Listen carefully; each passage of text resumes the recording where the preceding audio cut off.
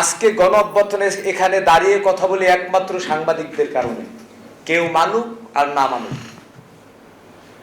যখন একটি ঘোষণা প্রশ্ন করলো স্বৈরাচার শেখ হাসিনাকে যে আপনি বৈষম্যের বিরুদ্ধে যারা আন্দোলন করেন এই বিষয়ে একটা প্রশ্ন করেছিল এক সাংবাদিক, ঠিক তখন ওই সাংবাদিকের জবাব দিতে গিয়েই কিন্তু শেখ হাসিনা একটি ফুসকে কথা বলে সকলকে রাজাকার। ঠিক তেমনি যখন রাজাকার শব্দটা বাংলাদেশের মানুষকে তকমা লাগালো তখনই ঠিক কিন্তু তার পতন ঘনিয়ে এসেছে এবং সারা বাংলাদেশের মানুষ কিন্তু জাগ্রত হয়ে তার বিরুদ্ধে ঐক্যবদ্ধ হয়ে তার বিরুদ্ধে লড়াই নেমেছে। যখন আপনারা জেনে খুশি হবেন আমরা মূল্যায়ন পাইনি, আজকে আমি ছোটখাটো হোক তুচ্ছ তাচ্ছিল্য হোক এই ইউটিউবারদেরকে ধন্যবাদ জানাই।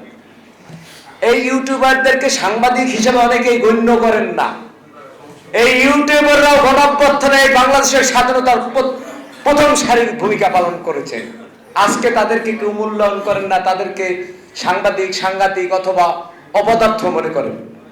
আজকে সারা বাংলাদেশে যত কয়টা ইউটিউবার আছে ইউটিউবারদের মাধ্যমে সারা বাংলাদেশে প্রচার হয়েছে বিএনপি তথা বিএনপি সমমনা দলে যে আন্দোলন সংগ্রামগুলো করেছে এবং বিভিন্নভাবে যে আন্দোলন সংগ্রামগুলো চালিয়েছে এই ইউটিউবারদের মাধ্যমে ফেসবুকের মাধ্যমে সকলেই জেনে শুনে সারা বাংলাদেশে কিন্তু জাগ্রত আন্দোলন লড়াইটা করতে সুবিধা হয়েছে।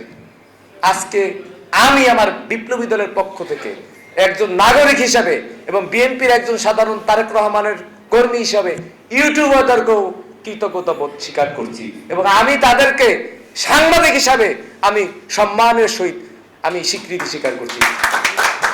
তার সাথে সাথে